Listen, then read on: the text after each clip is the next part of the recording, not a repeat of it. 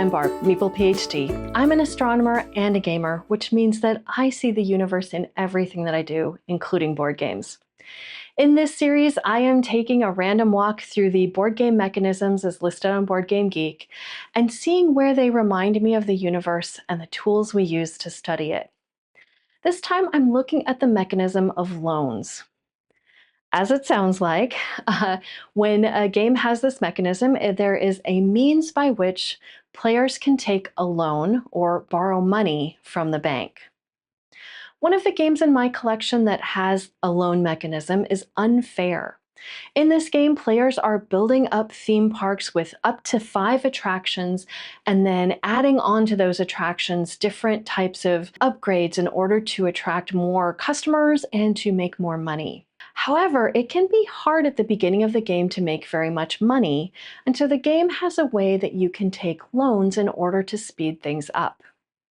The one thing about Unfair, though, is that there is not a mechanism to repay that loan. Instead, players simply take negative points at the end of the game, depending on how much of a loan they took out. Another game in my collection that features loans is Pret-a-Porter. This is a game where players are building up a fashion empire by hiring designers and building different warehouses and retail outlets, making different designs for clothing and buying the fabrics in order to make those different lines of clothing. But again, like in a real business, this can be really hard to do without some additional capital. And so there are 2 ways that players can get a little extra money in the game. One is by taking an action that can give them a credit from the bank, and the other is by being forced into a loan during the upkeep phase if they don't have enough money to pay their bills.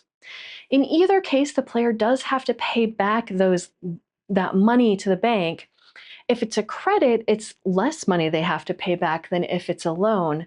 And in both cases, they also have to pay interest during the upkeep phase on any of the credits or loans that they have taken.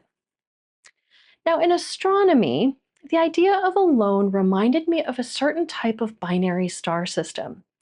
Now, when you've got 2 stars that are growing up together, you are inevitably going to have one of them that evolves faster and dies out before the other one.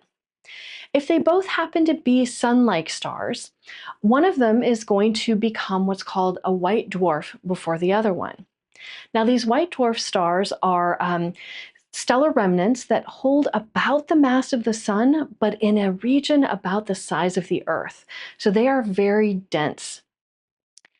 And if its companion is orbiting close enough, and especially when the companion starts to evolve away from what we see when we see our sun, but into what's called a red giant, that white dwarf can start to pull material from its companion, kind of borrowing it for a little while.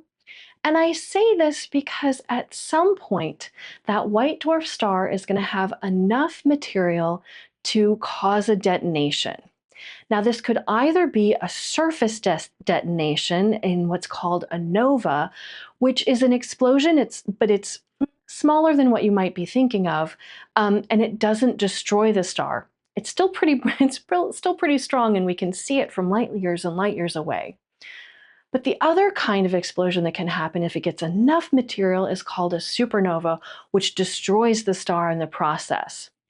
But in either case, that material that has been pulled in by that white dwarf, at least some of it is going to get thrown out into its surroundings. And some of it can be recaptured by its companion star, but it's probably not getting a full payment back of everything that white dwarf borrowed. So it's kind of getting the short end of that stick. So that's it. That's why I thought of loans when I thought of white dwarf stars and a binary star system. So the next time you are playing a game and you're taking a loan, maybe wish for a loan like those white dwarfs are taking so that you don't have to pay back quite so much. Thanks for joining me. I am going to continue this random walk through the board game mechanisms, so please like and subscribe to my channel so you know when those new videos come out. Otherwise, in the meantime, you can follow me on Instagram, and I have a blog at meeplephd.com. We'll see you next time.